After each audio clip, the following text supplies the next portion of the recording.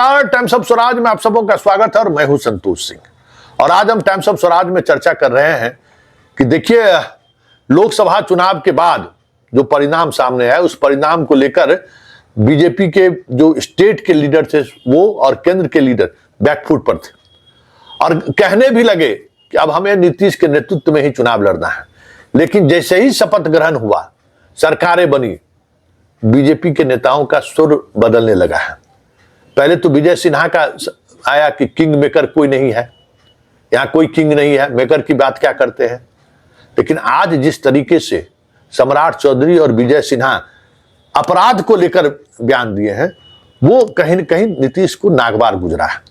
सिर्फ उसी को लेकर चुनाव प्रचार अभियान के दौरान भी जो जिस तरीके से बुलडोजर चढ़ा देंगे, खींच देंगे, फांसी चढ़ा देंगे, रौंद देंगे, इस तरीके का जो संवाद खास करके विजय सिन्हा और सम्राट चौधरी के द्वारा हो रहा था, उससे नीतीश सहज नहीं थे। लेकिन आज दोनों ने कह सकते हैं कि वो लक्ष्मण रेखा भी पार कर दिया और वो लक्ष्मण रेखा इस तरीके से पार किया है जैसे लगा कि जब तक सरकार में बीजेपी रही नीतीश के साथ, तभी तक सुशासन रहा।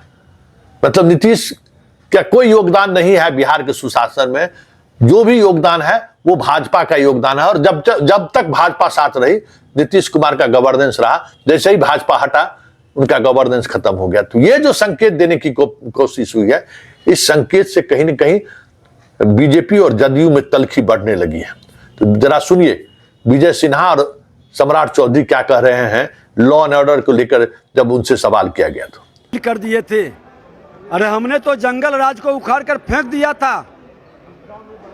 जो जंगली प्रवृत्ति के मानसिकता रखता था, जो अपराधी बिहार के अंदर शराफत की आंसू को बहाता था, हमने उसको खत्म किया था।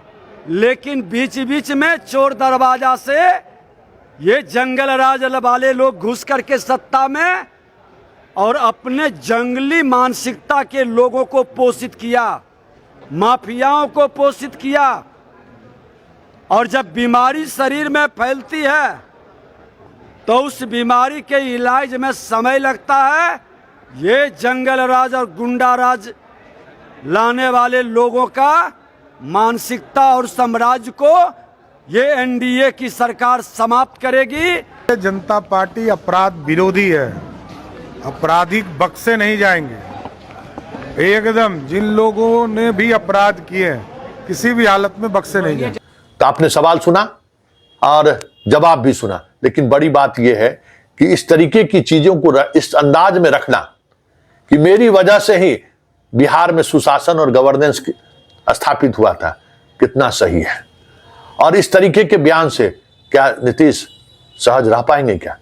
क्योंकि इस बयान को लेकर जदयू के अंदर कुलबुली होना शुरू हो गया है, जदयू असहज होना शुरू हो गया है। और किसी भी समय जदयू की तरफ से आधिकारिक बयान भी आ जाए तो कोई बड़ी बात नहीं होगी। और ऐसे स्थिति में जो सरकार की जो संभावनाएं बन रही थी, या जो सरकार को ये लग रहा था कि लोकसभा चुनाव के बाद बीजेपी का रुख थोड़ा नरम पड़ेगा, लेकिन सम्राट चौधरी और विजय सिन्हा का जो आज का स्टेटमेंट है, उस स्टेटमेंट के बाद ये साफ दिखने लगा है कि आने वाले समय में इस तरीके के बयानबाजी से तल्खी बढ़ सकती है।